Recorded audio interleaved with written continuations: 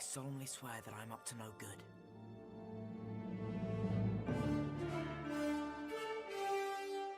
Okay, so I had just beat Resident Evil Village like a couple of weeks ago, or like a week or so ago, and I haven't seen the honest trailer yet for it. I was gonna watch it when it first came out, but I wanted to actually play the game and finish it for myself before I watched it, just in case there were like spoilers or something like that. But anyways, we're gonna get started with it. So here we go. Great game, by the way. This video is brought to you by Facebook Gaming. We're building the world's gaming community. Join us and help shape a creator-first gaming platform where you can build your own community around the games you love to stream.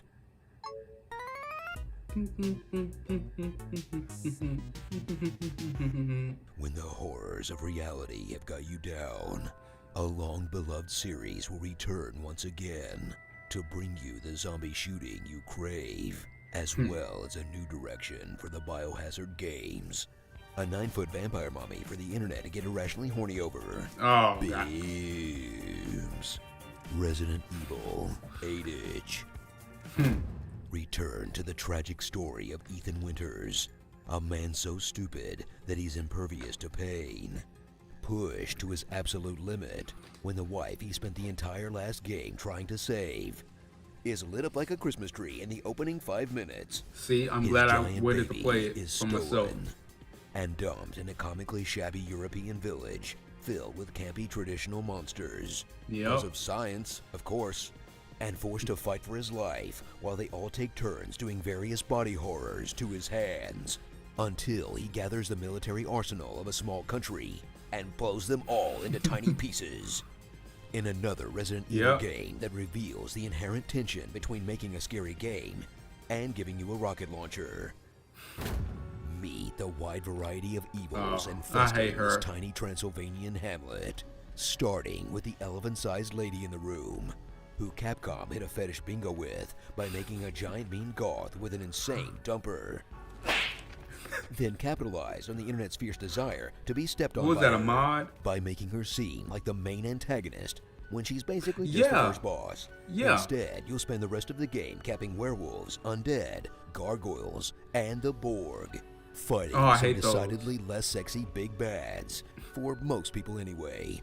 And of course, mowing down livestock like you're having a troubled childhood. Also, if you didn't know the hot vampire lady was going to turn into a hulking monstrosity at some point, you've literally never played a Resident Evil.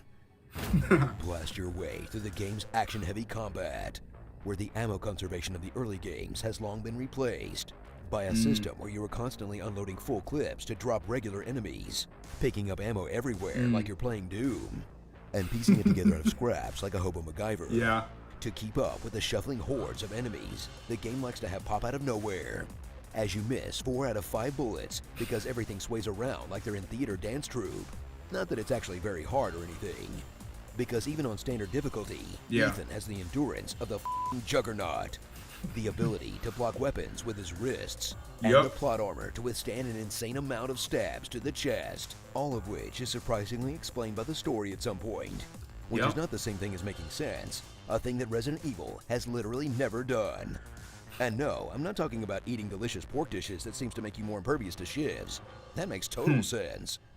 Here it is. Please, join me. Experience the simple trick of Village, where Capcom pulls out its highest caliber set dressing, characters, and graphics to disguise the fact that you're basically walking down a hallway for most of the game, occasionally being set free in an area to solve a couple of simple puzzles at your own pace, backtrack to grab some hidden stuff, use the new crank you got on all the big spots labeled crank that you passed earlier, and play one of those little rollerball games for some reason, all to fill this enigmatic fancy voice coffers so it'll make your gun shoot 2% better. Then watch as the game explains basically everything else, except for this guy and what his entire deal is. What are you buying? Just something an old friend of mine used to say. Lazy plot hole, mystery for a later game, or new Street Fighter skin. This is Capcom we're talking about, so there's like absolutely no way to know. So lock and load with the remnants of your hand and cover your body in healing goo. for a competent shooter with a fun and unique setting. That's also a pretty good horror as long as you don't mind that it's not actually very scary. Except for the part in the mansion. No spoilers. Yeah. Just soilers. And by soilers, I mean that I shat myself. Well, I already knew about it. Starring. So, yeah. Holy Jolie. Anime Mom Hair. HGH Chris Redfield. Augustus Gloop. Manic Bugsy Nightmare Girls. Dummy Lust. Child's Play. Blinky. Keanu Reeves as Magneto. And Dahlia Gillespie. Resident Evil. Monster Mash. You know, having mercenaries back is great and all, but when is Capcom bringing back tofu? Think of how delicious the hand-biting scene would be. Beefy.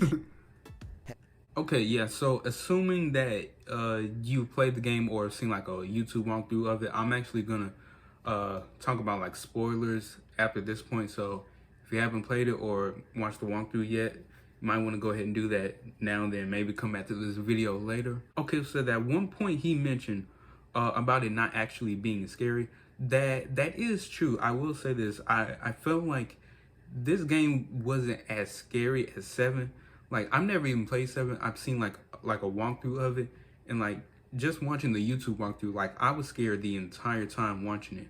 But yeah, when I was playing 8, yeah, it was like certain parts were like scary, and then other parts it just felt like fun type horror, almost kind of like Resident Evil 2 remake and the 3 remake.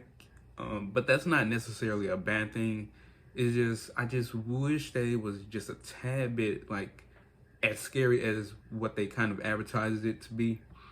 Another thing too, the Lady Dimitrescu, yeah, the way they market her, she seemed like a major character in this game, but she's just like one of the first bosses that you fight. And then I was actually thinking like after you defeated her, she would come back somehow, but no, like after you kill her, that's literally it. She doesn't come back, which is kind of bizarre to me, to just market her like that, just to have her like be in like the first few moments of the game. Well, not moments, but like the first like hour and a half of the game. But yeah, other than those two things, I would say I really did enjoy the game. It's actually probably like my favorite Resident Evil game. Keep in mind, I've only played 2 for myself, but I've seen like walkthroughs of all the other ones. But yeah, like this one was great. I love, one of my favorite things about it is like the characters. I love the characters in this game, like the bosses, the Duke, Ethan, Chris, like everybody. And another thing that I really love is how they did connect it back with Resident Evil 7, which is something I was curious about if they were gonna do, but they did. And yeah, they connected it back to 7, basically saying how like Ethan got infected by the mold back in like the beginning of 7, and you know that's why he can't, you know, get hurt or anything major during Resident Evil 8, despite like getting shot in the knee with arrows, getting those sickles stuck through his legs and hands. It's crazy. But yeah, I did like the way they connected that storyline.